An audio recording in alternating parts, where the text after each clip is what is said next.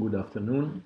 I'm Simone Calderara. I'm a member of the Image Lab Machine Learning and Computer Vision group at University of Modena Reggio Emilia, and I will talk about deep learning and in particular convolutional neural network for self-feature extraction in Earth observation application. So deep learning nowadays is an ubiquitous technique in many machine learning applications. It has been appointed as one of the most promising set of techniques of the last 5 years, and almost all future trend in most machine learning application agrees that deep learning has been judged as the disruptive set of technique for new applications. In particular, if you just take a look of the histograms down there, you can see comparing the revenue, the estimated revenue from all artificial intelligence fields and just deep learning one, that almost 90% of expected revenues comes from deep learning applications. So what is exactly deep learning? Well, formally, from an academic point of view, is a portion of what is uh, commonly called artificial intelligence. So basically, the definition of artificial intelligence is all the set of techniques, all the piece of software that makes you believe that a computer or a robot or a artificial system behaves in an intelligent way. So even a piece of software without learning itself is portion of the family of artificial intelligence techniques. As a subset of artificial intelligence, machine learning is a subset of techniques that is specifically tailored in learning those intelligent behaviors from data. So you have a set of data and you have a set of algorithms that may be related to statistics or optimization or function approximation that aims at extracting the knowledge from the data directly. And deep learning is a subset of machine learning in which the optimization algorithms are multi-layered neural networks. So basically, it's still machine learning, but the set of techniques is limited to neural networks as well. So just by looking at this picture, those are some quotes from important people in the technology field that are stating that AI, and in particular deep learning, is something disruptive and it will be disruptive in the future. Uh, just not to only trust my words, you can look at the top right chart. This is the hype cycle from Gartner that put deep learning as in the peak of the hype cycle curve. This means that from the next 5 years, we need somehow to deal with this kind of techniques and with the innovation that it may bring to companies and academics. So what are the differences between a traditional machine learning pipeline and a deep learning one? On the left, you can see a traditional machine learning pipeline which starts with a problem that is stored in a computer form by pairs of input data, some numerical values, and output data that may be, for example, classes of a categorical problem or number if we want to regress a function. And from those data, some features are extracted by means of domain expert knowledge. So, for example, in the case of images, there may be images descriptors such as HOG or SIFT and so on. And those features are fed to an optimization algorithm that may be based on statistics or numerical optimization that tries to map the input numbers to the classes. And then those classes are evaluated by means of a loss function that should be optimized in order to solve the problem. The optimizer changes parameters of the system, and after a while the system is able to mimic the task was fed with. On the right instead, there's the deep learning pipeline.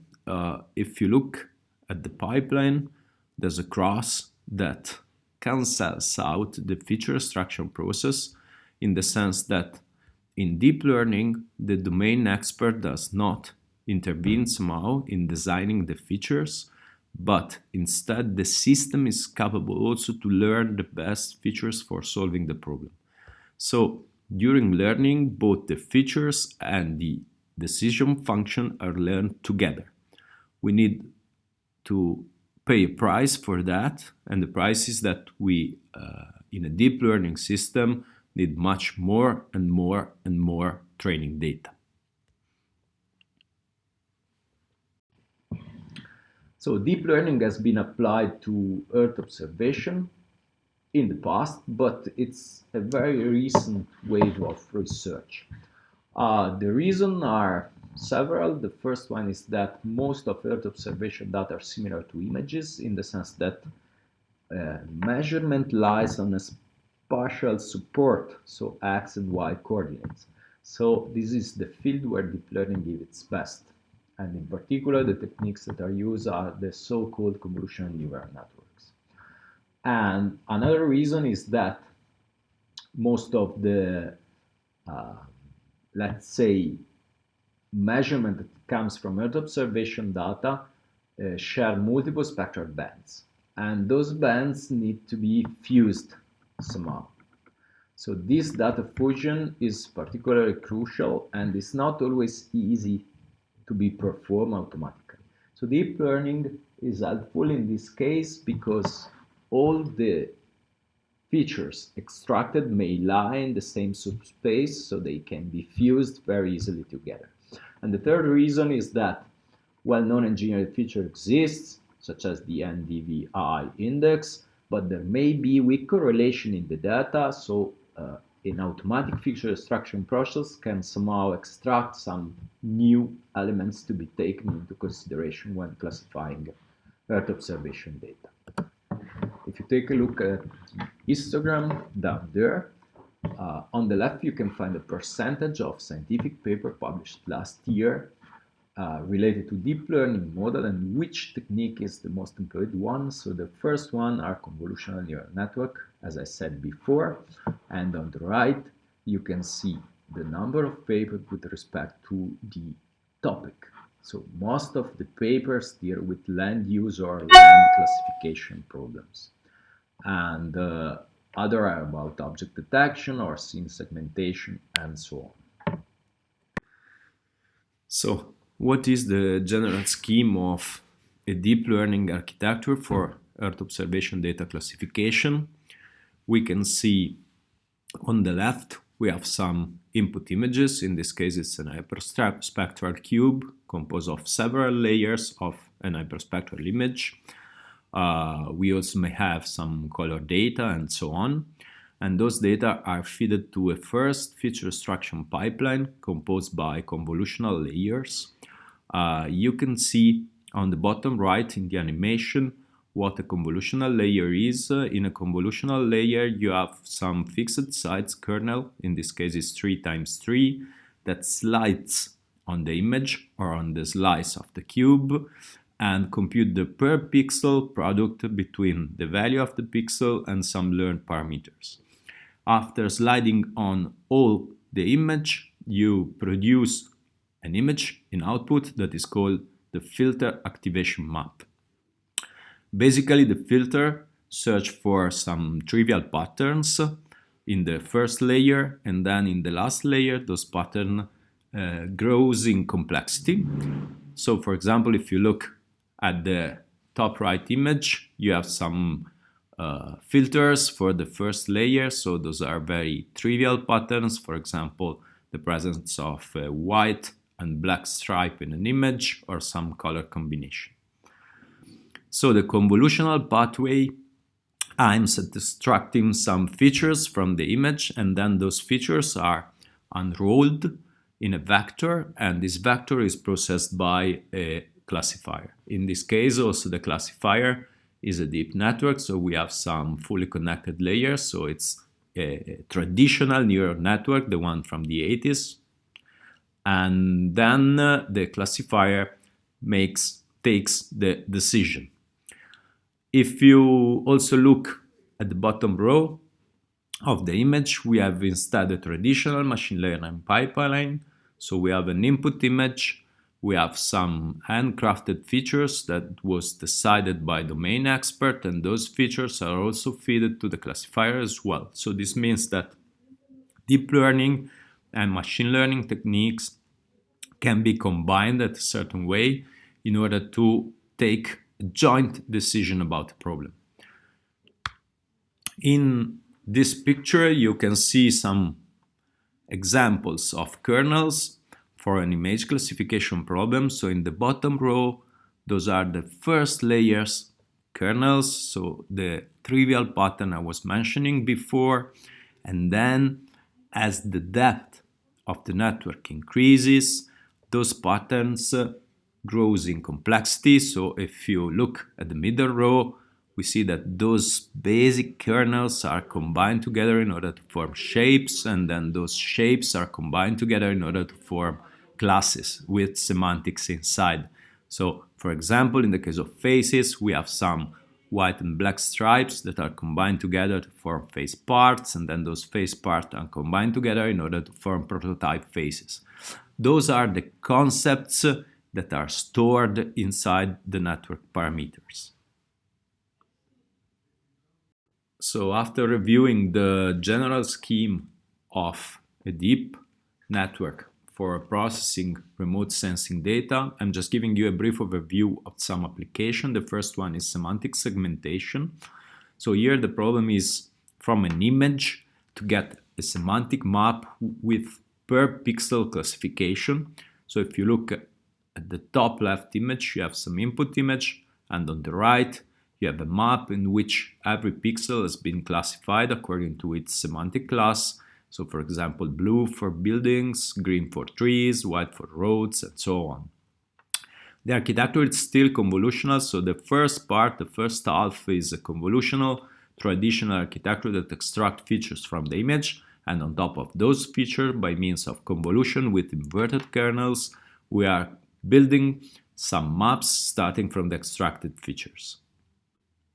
The second application is about image fusion. Here the problem is to fuse together two different images coming from different sensors. The one may be at low resolution and the other at high resolution, and we want to exploit the information of the high resolution input in order to increase the resolution of the second image. So if you look at the three images, on top left, we have some high resolution input, we have a low resolution color image, and we want to obtain an high resolution color image.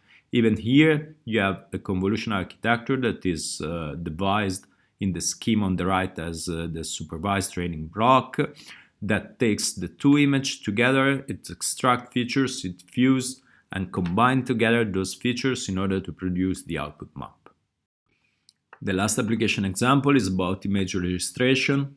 Here the problem is to match images coming from different sensors, for example SAR image and color ones, and we have two convolutional pathways, one depicted in blue and one depicted in green. Both those pathways extract features from the two different images, and those features are matched together in order to check whether the image represents the same point on land.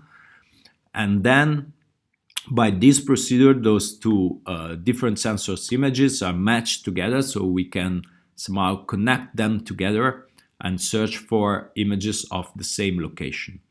So after that, it is also possible to train a generative network that aims at translating one image into another style. So for example, from SAR to RGB and from RGB to SAR and vice versa. So after this brief overview, I will talk more specifically about the AI for EO project that is about processing Earth observation data with artificial intelligence technique in order to check the presence of a specific disease, but I will go into the detail later. And the project was funded by ESA and was done in cooperation with IZS Institute of Teramo, Remedia, and Progressive. So the AI for EO project aims at identifying and detecting the presence of West Nile disease on the territory. The machine learning unit that was supervised by me, up to now we are in the middle of the project, studied the problem, and up to now we developed 3 contributions. We have a single instance deep learning based classifier, the typical CNN architecture for tackling this classification problem. We have a strategy for fusing together temporal information, so different images of the same location in time. And we have also devised a completely novel and supervised feature extraction models for Earth observation data. The data we used are the Copernicus Sentinel-2 mission and are particularly rich data that provides a lot of information in terms of landscape, images, and features. So the baseline classification model is a traditional deep convolutional network. So we have some convolutional layer and the classification at the end, and it's based on a well-known architecture that is called ResNet 18. It means those are 18 layers. And at the end, we have a 2 classes classifier that tells us whether the West Nile disease is present or not.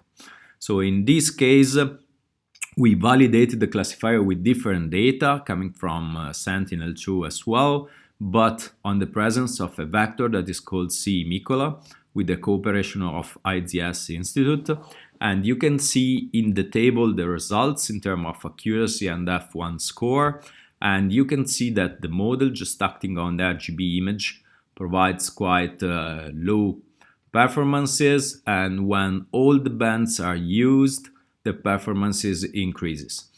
In the table, you can see that where a cross is present, the models was trained from scratch, so from Earth observation data only, and when a check is present, the model was trained using also general images, so the low-level features has been extracted on images dataset that are not specifically related to Earth observation data. This suggests that somehow, even with other images, the patterns that emerge in the low-level kernels can be transferred also in the Earth observation data context. The second contribution is a technique for aggregating different images of the same location in time. So if you look at the image, on the left we have different images of the same location at time t equal to 1, 2, and so on. We processed every single image with the same single baseline that I was showing before. So it's a convolutional architecture that produces a feature vector here. Then those feature vectors are stacked together along the temporal axis. So we have one feature vector for every time step. And we developed 2 different aggregation techniques. The first one is based on 1D convolution along the time axis. So here, the difference in time between those features vectors are taken into account, and then those feature vectors are fused together in order to building the final feature vector that is after passed to the classifier. And in the second scheme, the time is not taken into consideration, so those feature vectors are combined together by means of the so-called attention coefficients that are also learned during training of the model. If you look at the table and if you look at the result, we can state that the temporal aggregation is more effective. Even in this case, we validated the model with the presence or the absence of a vector like C. Micola as well. And among the possible strategies, we can state that taking time into consideration, if possible, is a good idea to fuse together features coming from different temporal streams. So up to now, I've shown you the baseline and the temporal aggregator. This is the third contribution we have made to the AI for EO project. And in my opinion, is also the most innovative one. We started from the idea that deep CNN features are typically extracted from classifiers that are pre-trained supervisedly on manually annotated dataset. This is not the case of remote sensing, in which the data are produced at a fast pace, but annotation are extremely costly. So we have much less annotation than data. And color images can still be processed by DeepSea and NAN, because experiment I was showing you before tells us that low-level features can be transferred from general color images to Earth observation images without the loss in performance. So we started with the problem that we need a strategy for feature extraction from spectral bands even in absence of supervision. The advantages is that we can benefit from newly produced data without annotating them, and if those features are different from the RGB ones, the classifier can be coupled together and assembled in order to strengthen the decision of the classifier itself. So our solution is very easy. It's based on a trivial intuition that we have always at our disposal a weak supervision signal that comes from color images. So the idea is to use color as the annotation of spectral band images. This is the architectural solution we developed. So if you take a look at the boxed architecture, on the right you have spectral bands in input, you have some sort of feature extractors, and then you have a decoding pathway that mimics the architecture of the feature extractor, but its transposed version. And the annotation signals come from colors. So we start from spectral bands and we try to guess which is the color of the image. This procedure can be applied when you have at your disposal spectral bands and RGB or LAB images as well. So for every image in which you have bands and color, without the need of annotating them. So if the network is capable to guess the color from spectral bands, it's also capable to classify the terrain somehow, because if I have a field and I decide to color it green, it means that I'm knowing which kind of field it is. So after that, the features that are extracted in this unsupervised way are still good for example, classifying the terrain or different uses. So this procedure is not task specific, it's task general, and makes use of no supervision in order to extract features from spectral bands.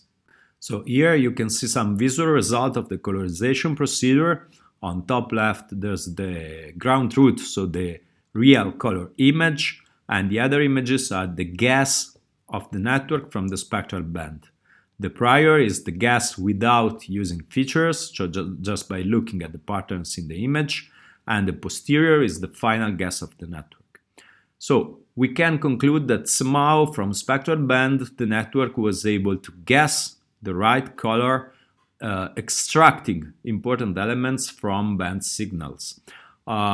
Which are those features? We have exactly no idea of which specific semantic features were extracted by the network because it's not supervised, but we can give you some hint about the fact that it's using features that allows the network to know, to understand the type of terrain in the image. So for example, if are mountains or fields or buildings and so on. So maybe those features are related to humidity, to temperature, and different information that can be extracted from spectral bands.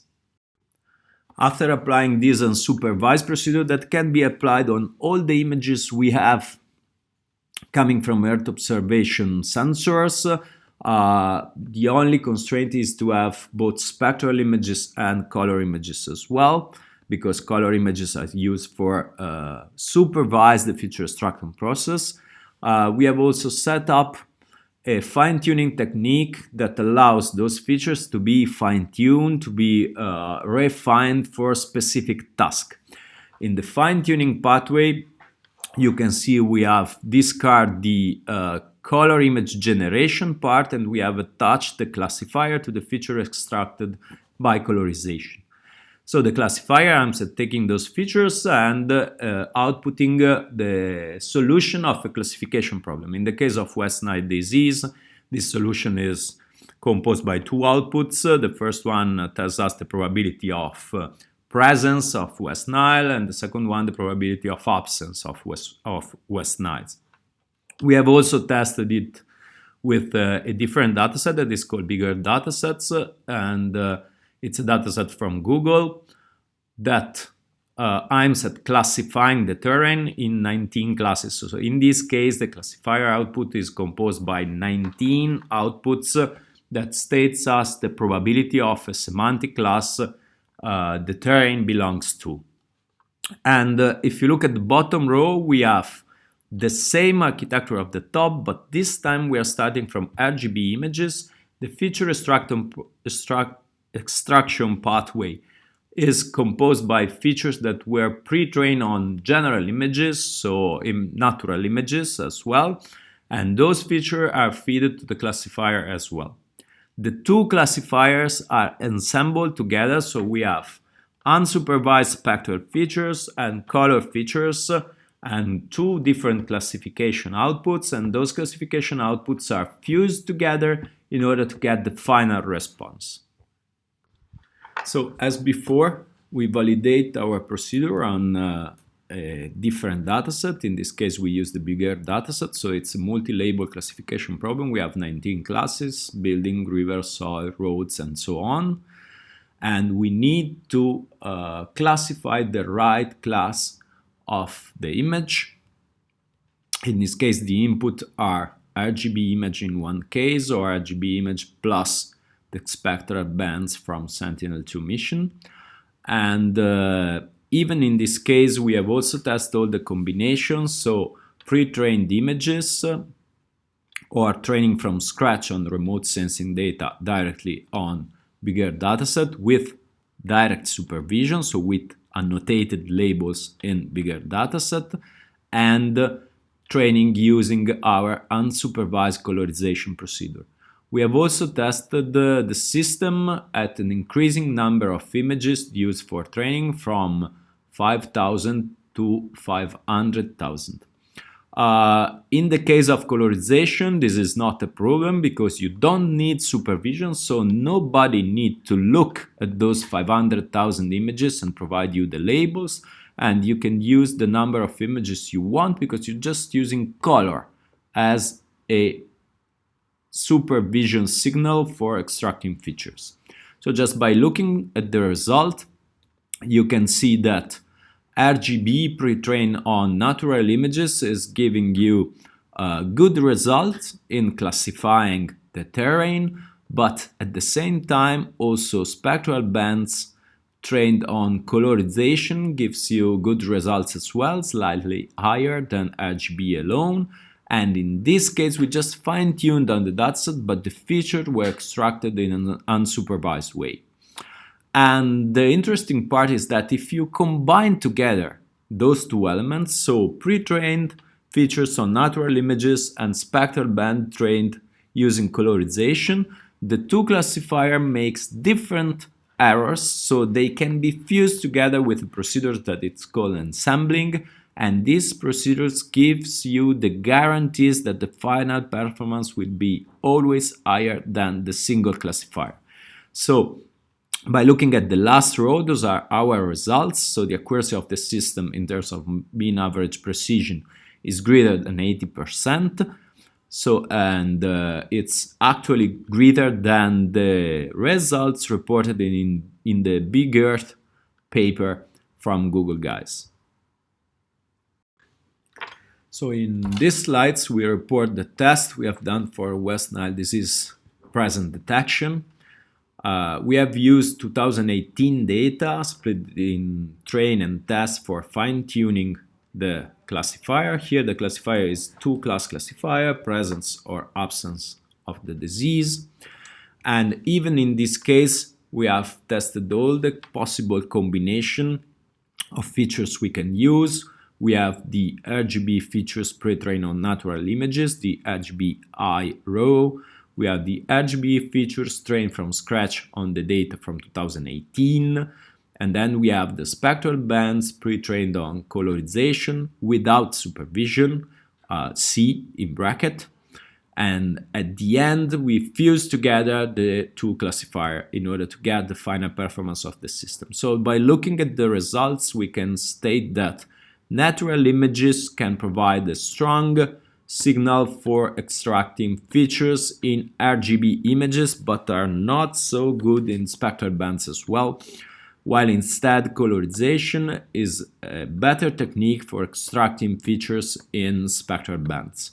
Another interesting point is that those two classifiers makes different errors. So even if their performance are close together, they are not taking the same wrong decision about the same elements. So the classifiers can be fused together with a procedure that is called ensembling, that always give us the guarantee that the final performance will be higher than the single classifier. So at the end, the final result is capable of reaching a 90% accuracy in the detection of the West Nile disease, starting from the image of a particular land location, with an F1 score of 87%. Eventually, the next step in AI for EO project will be to further validating the models using data from different years. We have just used 1 year up to now for West Nile disease detection. We also went coupling the deep network with some conventional statistical approach in the ensembling module of the network in order to strengthen again the performance, so we can somehow raise them a little bit more. And we also want to take advantage of the proximity, of the spatial proximity on the land of different images by putting them together in a graph, like in the image you can see on the right. And we will use the model up to now to give you the score of every single node of a graph, and use diffusion on the graph in order to somehow have some prior information about the presence of the absence of the disease, even in nearby location from a positive spot. So we are at the end of our journey, so thank you for the attention. It was a pleasure. I want also to thank the partner of the project, the IZS Institute of Teramo, Progressive, and Remedia, for the helpful cooperation during AI for EO up to now. We are in the middle of our journey, so we count in improving the performance as well, and also to apply the unsupervised feature extraction procedure to a greater number of images in order to have stronger feature for the task. Thanks again. If you're interested in more information about our research, you can check our website that is written down here. Thanks.